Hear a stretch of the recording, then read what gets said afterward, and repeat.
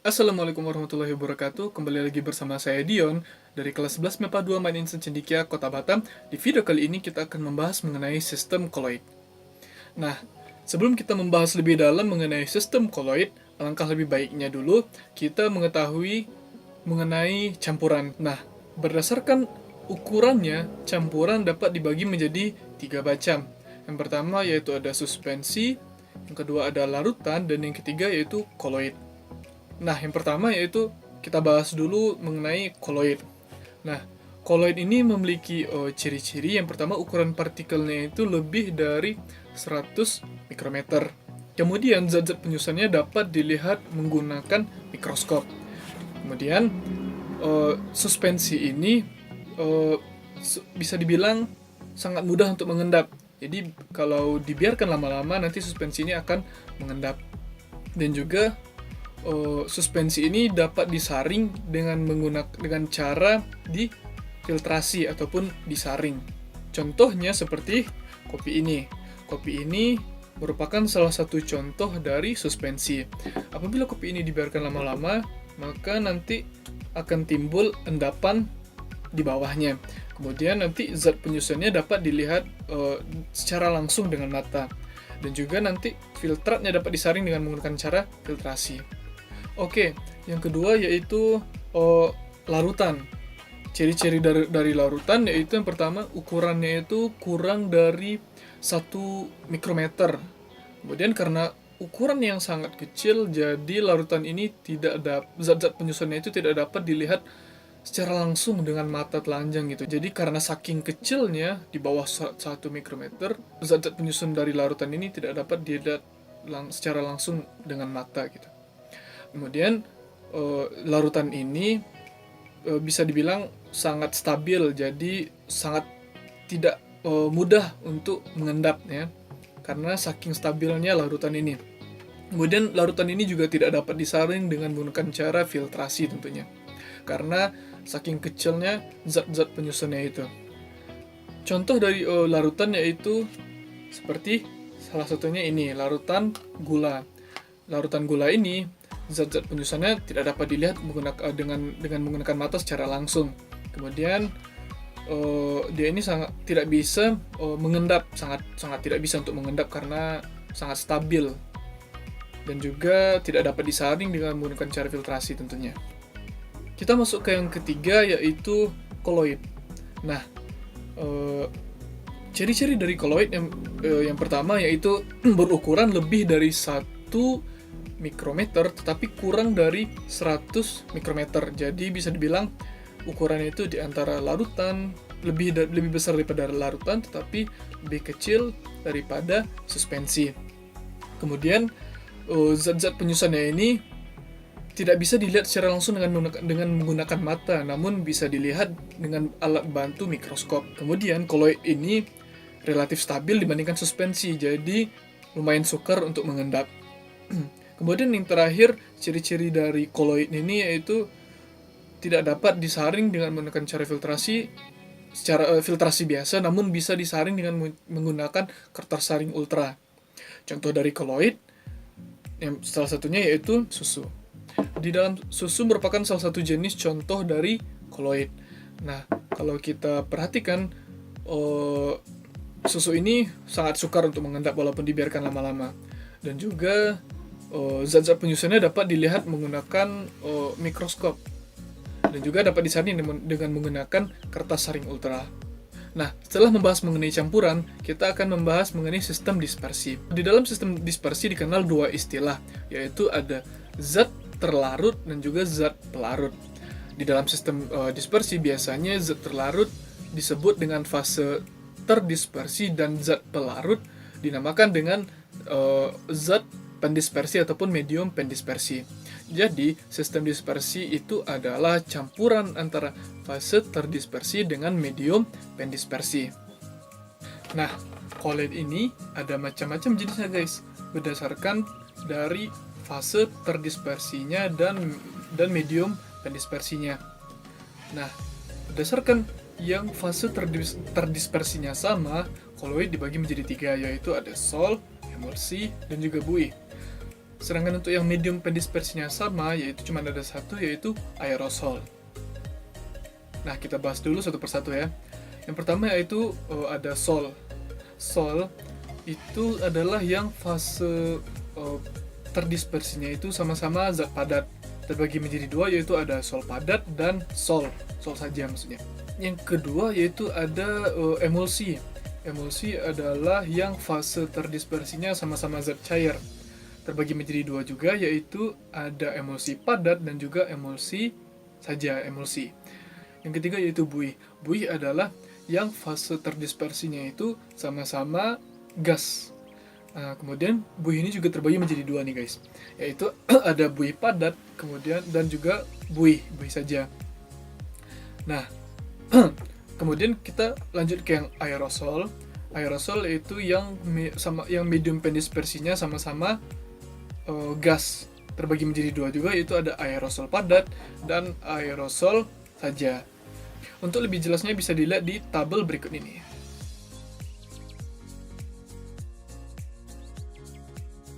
Nah, setelah kita mengetahui pembagian dari koloid, timbullah pertanyaan, bagaimana cara kita bisa menentukan suatu campuran itu koloid atau tidak? Nah, caranya gampang guys. Cara termudahnya yaitu dengan mengetahui ciri-ciri ataupun karakteristik dari si koloid itu sendiri. Nah, apa saja karakteristik ataupun ciri-ciri dari koloid tersebut? Nah, secara umum, karakteristik ataupun ciri-ciri dari koloid terbagi menjadi 5. Yang pertama yaitu gerak Brown, yang kemudian ada efek Tyndall, kemudian ada adsorpsi, yang keempat ada koagulasi, dan yang terakhir elektroforesis. Yang pertama yaitu gerak Brown. Gerak Brown terjadi karena adanya tumbukan yang tidak seimbang antara molekul-molekul terhadap partikel koloid. Nah, gerak Brown dalam sistem koloid menyebabkan partikel-partikel koloid tersebar di medium pendispersinya secara merata dan tidak memisah walaupun didiamkan atau bisa dibilang stabil. Sebagai salah satu contohnya pada saat kita membuat susu, nah kemudian susu itu kita diamkan sekitar beberapa lama. Nah, pada saat kita kembali lagi, susu tersebut tidak terlihat mengendap. Kenapa? Karena adanya gerak Brown ini. Nah, di dalam susu itu, partikel-partikel koloidnya menumbuk medium pendispersinya dan menyebabkan partikel koloid itu tersebar secara merata di medium pendispersinya. Nah, yang kedua yaitu ada efek Tyndall. Apa itu efek Tyndall? Efek Tyndall adalah penghamburan cahaya oleh partikel koloid. Kenapa ini bisa terjadi? Karena partikel koloid yang ukurannya lumayan cukup besar. Nah, ketika suatu cahaya ditembakkan ke dalam koloid, maka berkas sinar yang dihamburkan tersebut akan nampak dengan jelas oleh mata. Contohnya, pada saat kita berada di jalan di malam hari, kita dapat melihat dengan jelas bersinar yang ditembakkan oleh lampu sorot mobil. Nah, kenapa ini bisa terjadi? Karena pada saat mobil menembakkan lampu cahaya ataupun lampu sorot, nah cahaya tersebut menabrak partikel koloid sehingga jejak berkasnya dapat dilihat dengan jelas. Nah, yang ketiga yaitu adsorpsi. Apa itu adsorpsi? Adsorpsi itu adalah peristiwa penyerapan partikel atau ion ataupun senyawa lain pada permukaan partikel koloid yang disebabkan oleh luasnya permukaan partikel. Penyerapan partikel atau ion oleh permukaan koloid atau yang disebut dengan peristiwa adsorpsi ini dapat menyebabkan koloid menjadi bermuatan listrik. Nah, yang keempat yaitu koagulasi. Nah, koagulasi ini adalah peristiwa terjadinya pengendapan pada koloid atau penggabungan dua koloid yang berbeda muatan. Nah, pengumpulan partikel ini terjadi karena adanya ketidakstabilan pada sistem koloid atau karena penggabungan dua partikel koloid yang berbeda muatan sehingga terbentuk suatu partikel yang lebih besar. Nah, kemudian yang kelima yaitu elektroforesis. Elektroforesis adalah suatu proses pergerakan partikel-partikel koloid yang disebabkan oleh pengaruh dari suatu medan listrik. Nah guys, selain dari 5 karakteristik tadi, ada lagi nih karakteristik yang lain dari koloid, yaitu koloid liofil dan koloid liofob. Koloid liofil berarti koloid yang fase terdispersinya suka ataupun mudah untuk menarik medium pendispersinya. Sebagai salah satu contohnya yaitu ada air, gelatin, agar-agar, kemudian ada sabun, dan lain-lainnya. Kemudian yang kedua yaitu koloid liofob. Koloid liofob adalah koloid yang fase terdispersinya susah untuk menarik medium pendispersinya. Sebagai salah satu contohnya yaitu minyak dan juga darah. Nah, setelah kita mengetahui mengenai karakteristik ataupun ciri-ciri dari koloid, selanjutnya kita akan membahas mengenai kestabilan koloid. Yang pertama, yaitu menghilangkan muatan koloid dengan cara dialisis. Apa itu dialisis? Dialisis adalah proses menghilangkan muatan koloid dengan cara memasukkan koloid ke dalam membran semi-permeable.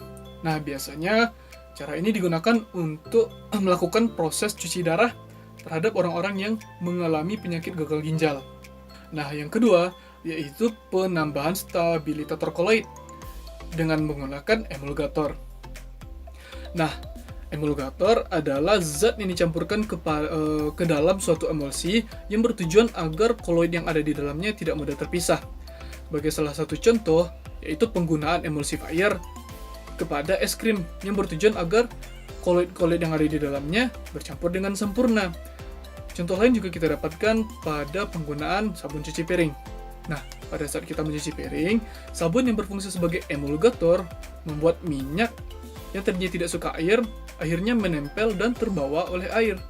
Hingga akhirnya piring pun menjadi bersih. Oke guys, setelah tadi kita membahas mengenai kestabilan koloid, setelah ini kita akan lanjut ke bagian paling terakhir dari sistem koloid, yaitu pembuatan koloid. Nah, untuk merubah suatu larutan menjadi sebuah koloid, maka diperlukan proses yang disebut dengan proses kondensasi. Nah, kondensasi adalah proses merubah partikel berukuran molekul ataupun ion menjadi partikel koloid. Nah, kondensasi ini dapat dilakukan dengan dua cara, yaitu ada cara kimia dan cara fisika tentunya. Nah, untuk cara kimianya sendiri ada 4 macam nih. Ada reaksi pengendapan, ada reaksi hidrolisis, ada reaksi substitusi, dan juga reaksi redox. Nah, untuk cara fisikanya sendiri ada 3. Yang pertama ada pengembunan uap, kemudian ada pendinginan, dan yang terakhir yaitu penggantian larut. Namun, di video kali ini kita hanya akan membahas mengenai yang cara kimianya saja, oke? Oke, yang pertama yaitu reaksi pengendapan. Reaksi pengendapan adalah mereaksikan dua zat yang akan menghasilkan sebuah endapan. Seperti contohnya, pada pembuatan sol HgCl. Yang kedua yaitu reaksi hidrolisis, yaitu mereaksikan suatu zat dengan air. Nah, contohnya yaitu reaksi hidrolisis FeCl3 yang akan berubah menjadi sol FeOH 3 kali. Nah, yang ketiga yaitu reaksi substitusi, yaitu mereaksikan dua zat yang melibatkan pertukaran ion antar reaktannya, seperti pada pembuatan sol AS2S3. Nah, kemudian yang terakhir, yang keempat, yaitu reaksi redox, yaitu mereaksikan zat yang akan merubah bilangan oksidasinya atau biloxnya sendiri, seperti pada pembuatan sol aurum atau AU. Nah, setelah membahas mengenai kondensasi, ada satu lagi nih guys, yaitu cara dispersi. Cara dispersi yaitu penghalusan partikel yang lebih besar hingga menjadi partikel koloid. Kemudian didispersikan alias dicampurkan ke dalam medium pendispersinya, atau bisa dibilang perubahan dari suspensi menjadi koloid. Ada 4 cara untuk melakukan cara dispersi ini. Yang pertama yaitu dengan menggunakan metode Bussur-Bredig. Logam yang menjadi fase terdispersi akan dijepit dengan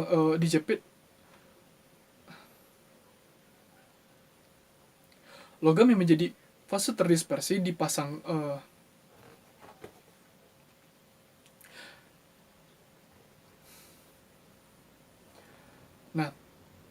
Nah, yang pertama yaitu dengan menggunakan metode Bussur-Bredig. Logam yang menjadi fase terdispersi dipasangkan penjepit yang terhubung dengan sumber arus bertegangan tinggi yang bakal menimbulkan bunga api listrik yang menguapkan sebagian logam. Nah, uap logam tersebut menyublim dan menjadi partikel yang lebih kecil. Biasanya, metode ini digunakan untuk membuat sol platina dan juga sol emas. Yang kedua yaitu cara mekanik, yaitu dengan cara suatu zat diderus sampai halus kemudian didispersikan ke dalam medium pendispersi. Salah satu contohnya yaitu pada proses pembuatan tinta yang terbuat dari karbon. Yang ketiga, yaitu peptisasi. Nah, pembuatan koloid ini dilakukan dengan memecahkan partikel zat yang mengendap di dalam medium pendispersi. Proses ini biasanya diikuti dengan menambahkan suatu larutan elektrolit atau menghilangkan ion-ion elektrolit yang menyebabkan koloid tersebut mengendap. Nah, biasanya proses ini digunakan untuk membuat perak iodida yang berfungsi dalam proses fotografi. Dan yang paling terakhir, yang keempat, yaitu cara homogenisasi. Cara yang digunakan untuk membuat zat menjadi homogen dan berukuran partikel koloid. Nah guys, itulah tadi pembelajaran mengenai sistem koloid. Nah, setelah ini kita akan mencoba untuk membuat contoh ataupun produk dari sistem koloid. Di video kali ini kita akan mencoba untuk membuat selai Oreo. Penasaran dengan proses dan hasilnya? Tonton terus videonya sampai akhir ya. Oke, jadi di video kali ini kita akan mencoba untuk membuat selai Oreo. Nah, untuk bahan-bahannya itu ada blender, ada wadah, ada mangkok, ada sendok, dan juga tisu. Itu untuk alat-alatnya. Sedangkan untuk bahan-bahannya yang akan kita gunakan yaitu pertama ada Oreo, ada vanili, dan juga mentega yang sudah dipanaskan. Yuk kita coba langsung saja untuk coba buatnya.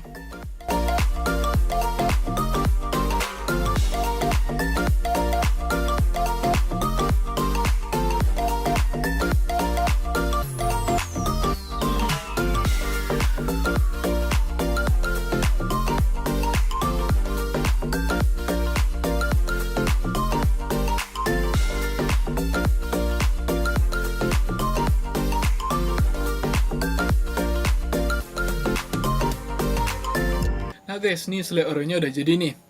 Begini bentuknya. Jadi ini adalah bentuk dari selai Oreo yang terbuat dari mentega cair, ada pecahan-pecahan Oreo, dan juga ada vanili sehingga terbentuklah selai Oreo. Jadi buat teman-teman yang belum tahu, selai Oreo ini termasuk dalam salah satu produk koloid atau contoh dari koloid. Termasuk ke dalam bagian manakah selai Oreo ini? Jadi selai Oreo ini termasuk ke dalam salah satu koloid padat cair atau bisa dibilang gel. Sama seperti halnya agar-agar, gel silika, gel sabun, kemudian ada gelatin, dan lain-lainnya. Jadi pada intinya bahwasanya koloid ini dapat ditemukan di mana saja. Bisa saja itu berupa makanan yang kita makan sehari-hari, atau berupa minuman yang kita minum sehari-hari, atau berupa benda yang mungkin kita gunakan dalam sehari yang tanpa kita sadari itu merupakan salah satu contoh dari koloid. Atau bisa saja alam, lingkungan yang biasa kita lihat itu merupakan salah satu dari contoh koloid. Nah, jadi pada intinya koloid itu tersebar di mana-mana. Tinggal kita saja yang mengidentifikasi apakah ini termasuk koloid atau tidak. Demikianlah video pembahasan mengenai sistem koloid pada video kali ini. Saya ingin mengucapkan terima kasih yang sebesar-besarnya kepada teman-teman yang telah menyaksikan video ini dari awal hingga akhir. Dan juga saya ingin mengucapkan permohonan maaf yang sebesar-besarnya atas segala kesalahan dan kekurangan yang saya lakukan selama pembuatan video ini. Billahi taufiq wal hidayah. Assalamualaikum warahmatullahi wabarakatuh dan sampai jumpa.